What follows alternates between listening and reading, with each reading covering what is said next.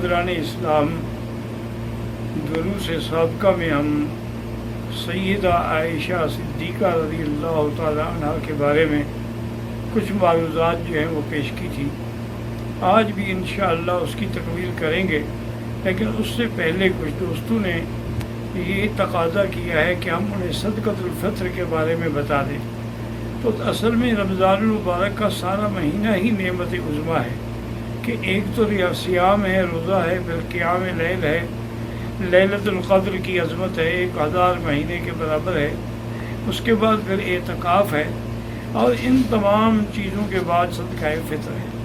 صدقہ فطر ہر اس آدمی کے ذمہ ہے جس کے پاس سونا چاندی پیسہ ملا کے 52.5 تولے چاندی کی قیمت بنتی ہو، اس کے زیادہ جتنا ہو، یعنی کم از کم اتنا بنتی ہو، تو وہ صاحب نصاب کہلاتا ہے، اور اس پر صدقہ فطر ادا کرنا ضروری ہے۔ صدقہ فطر جو ہے احناف کے نزدیک، چونکہ ہمارے ملک میں زیادہ تر گندم ہوتی ہے، تو لہٰذا 2 کلو گندم احتیاطاً، ورنہ اصل 2.25 کلو ہیں، اور اگر جو ہو، کھجور ہو، کشمش ہو تو 3 کلو ہے۔ لیکن عرب علاقوں میں چونکہ چاول زیادہ استعمال ہوتا ہے، اس لیے ان کے علماء کرام نے 3 کلو چاول کا فتویٰ دیا ہے۔ تو بہرحال جتنا زیادہ دیں گے وہ تو اللہ اس کا حساب اور اجر دیں گے۔ اصل یہ بھی ضروری ہے کہ صدقۃ الفطر جو ہے وہ عید سے 2 دن پہلے سے آپ دے سکتے ہیں، اور اس کی آخری حد یہ ہے کہ نماز سے پہلے ادا کر دیں۔ اگر نماز کے بعد آپ صدقہ فطر ادا کریں گے تو وہ مطلق صدقہ تو ہوگا، لیکن صدقہ فطر نہیں ہوگا۔ اور افضل یہی ہوتا ہے کہ جس ملک میں آدمی نے روزے رکھے ہیں، صدقۃ الفطر بھی وہیں ادا کرے۔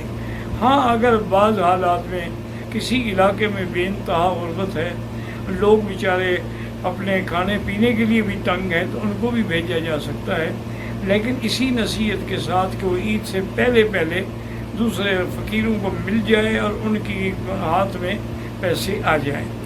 باقی علماء کہتے ہیں کہ بھی آدمی زیادہ بہتر یہ ہے کہ جنس دے، چاول دے، گندم دے، جو دے۔ صرف امام ابو حنیفہ رحمۃ اللہ علیہ اجازت دیتے ہیں کہ اگر اس کی قیمت ادا کر دے تب بھی ادا ہو جائے گا، چونکہ حدیث میں لفظ ہے جو چیز فقیروں کے لیے انفع ہو۔ تو آج کل فقیر کو اگر ہم گندم ہی دیتے چلے گئے، اس کے بعد 50 کلو گندم ہوگی، وہ بیچارہ کیا کرے گا؟ وہ جا کے ٹکے کے بھاؤ بیچ دے گا، نقصان بھی اٹھائے گا۔ اس لیے اگر اس کو پیسے دے دیے گئے، یا ایک آدمی کو تاخیر ہو گئی، اب وہ نماز پڑھنے کے لیے جا رہا ہے، تو اب وہ گندم اٹھا کے تو نہیں پھر سکتا۔ اس لیے اگر راستے میں چلتے بھی فقیروں کو اس نے نماز سے پہلے صدقہ دے دیا تو صدقہ فطر جو ہے وہ ادا ہو جائے گا۔ اللہ تبارک و تعالی ہر مسلمان کو صدقہ فطر ادا کرنے کی توفیق عطا فرمائے۔